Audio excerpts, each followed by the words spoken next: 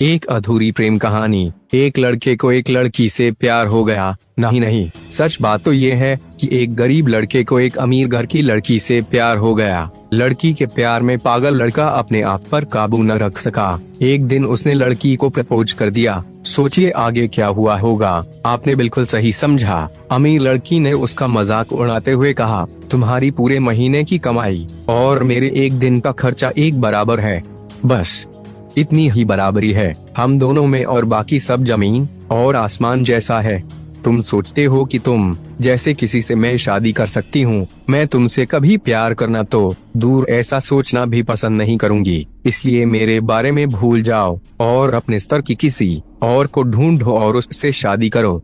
सोचिए कि आप किसी से बेपनाह प्यार करते हो और वो आपको इतनी निर्दयता से शब्दों के तीर आपके प्यार भरे दिल पर छोड़ दे, कैसी हालत होगी आपकी। बेचारा गरीब लड़का आहत होकर खून के आंसू पीकर वहां से सिर झुकाकर चला गया। इतनी कठोरता से ठुकराए जाने के बावजूद पता नहीं क्यों लड़का उसे कभी भी भुला नहीं पाया। शायद सच्चा प्यार ऐसा ही होता है। इस घटना को लगभग 10 साल बीत गए। एक दिन वे गरीब लड़का और अमीर लड़की गलती से एक शॉपिंग मॉल में एक दूसरे से टकरा गए।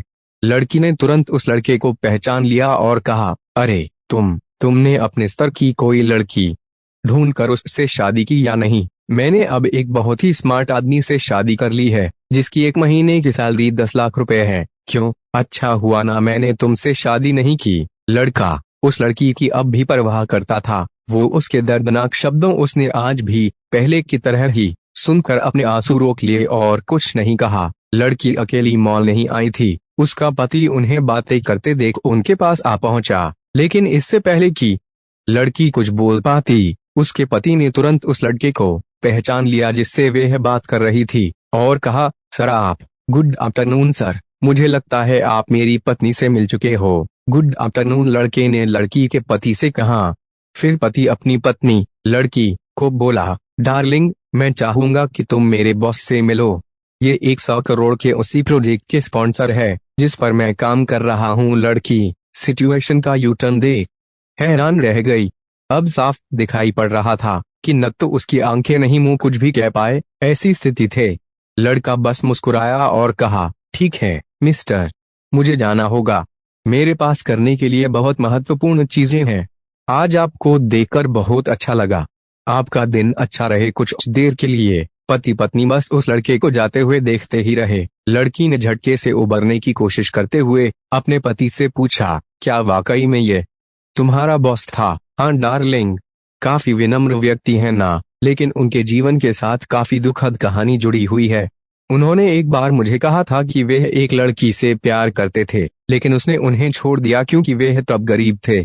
इस वजह से उन्होंने जीवन में कड़ी मेहनत की और क्योंकि वे होशियार है वे सफल हो गए।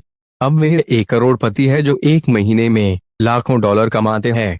लेकिन मैं ये जरूर कहूंगा कि वो उस लड़की से एकदम सच्चा प्यार करते थे, इसलिए वो आज भी अपने जीवन में आगे नहीं बढ़ पाए हैं। उन्होंने अब तक शादी नहीं की है।